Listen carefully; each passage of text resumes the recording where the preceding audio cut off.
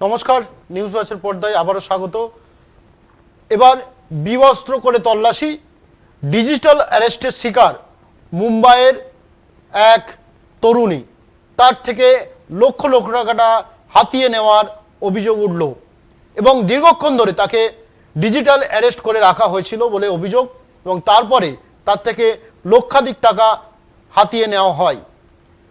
আমরা দেখেছি digital arrest নিয়ে প্রধানমন্ত্রী নরেন্দ্র মোদী তিনি সতর্কবাণী দিয়েছেন, সাবধান করেছেন এবং বলেছেন যে কোনো কেউ যদি ডিজিটাল অ্যারেস্টের শিকার হন তাহলে প্রথম হচ্ছে তাড়াহুড়ো না করা, ঠান্ডা মাথায় চিন্তাভাবনা এবং থানায় অভিযোগ করা, এই তিনটি ব্যবস্থা তিনি নিতে বলেছেন।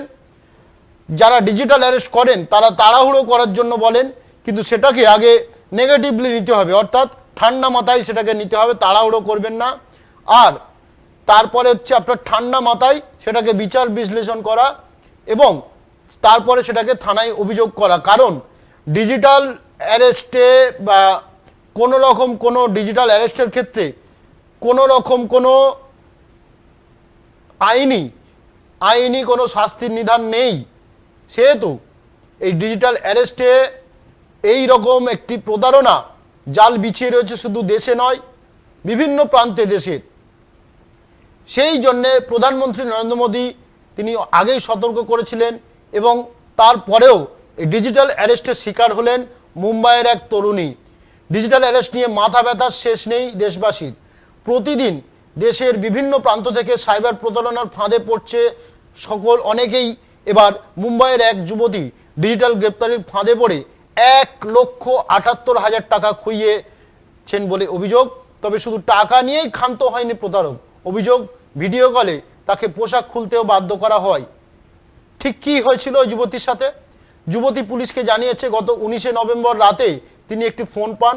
প্রতারক নিজেকে দিল্লির পুলিশ অফিসার বলে দাবি করে জানান তরুণীর বিরুদ্ধে ব্যবসায়ী নরেশ গোয়েলের আর্থিক দুর্নীতির মামলায় যুক্ত থাকার অভিযোগ রয়েছে। বিভিন্ন নম্বর থেকে বারবার ফোন করে দাবি তাকে গ্রেপ্তারের ভয় দেখানো হয়। শুধু তাই নয়, যুবতীকে একটি হোটেল রুম নিতে বাধ্য করা হয় বলে অভিযোগ। জানানো হয় সেখানে নাকি তার ভার্চুয়াল শুনানি হবে। এরপর হোটেলের ঘরে ভিডিও কল করে তাকে বিভিন্নভাবে ভয় দেখিয়ে হেনস্থা করা হয় বলে অভিযোগ।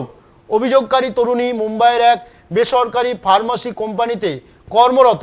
তরুণীর অভিযোগ ব্যাংক অ্যাকাউন্টে যাচাইয়ের নামে তার অ্যাকাউন্ট থেকে 1,78,000 টাকা হাতিয়ে নেওয়া হয়েছে।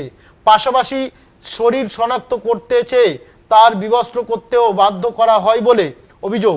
দিন কয়েক আগেই কেন্দ্রীয় তদন্তকারী সংস্থা ইডির তরফে জানানো হয়েছিল গত 10 মাসে ডিজিটাল অ্যারেস্টের শিকার হয়েছে 2,140 কোটি টাকা খুইয়েছেন ভারতীয়।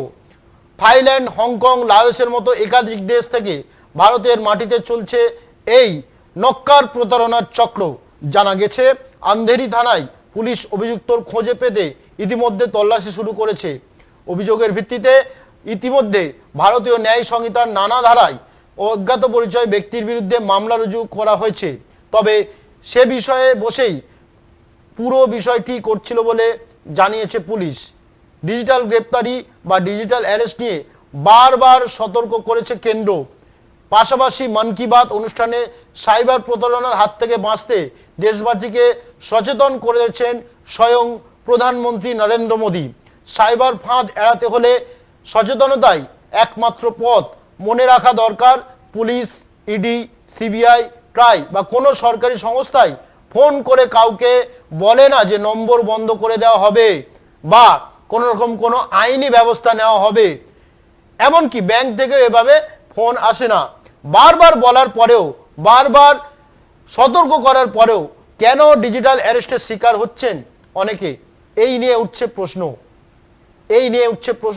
কবে সতর্ক হবে মানুষ, কবে সতর্ক হবে আম জনতা, সেটা অবশ্যই প্রশ্ন উঠে যাচ্ছে এবং এর নিরন্তর কবে, এর দাঁড়ি কবে হবে, সেটাই এখন সবচেয়ে বড় প্রশ্ন। সকলকে ধন্যবাদ নিউজ ওয়াচের পক্ষ থেকে।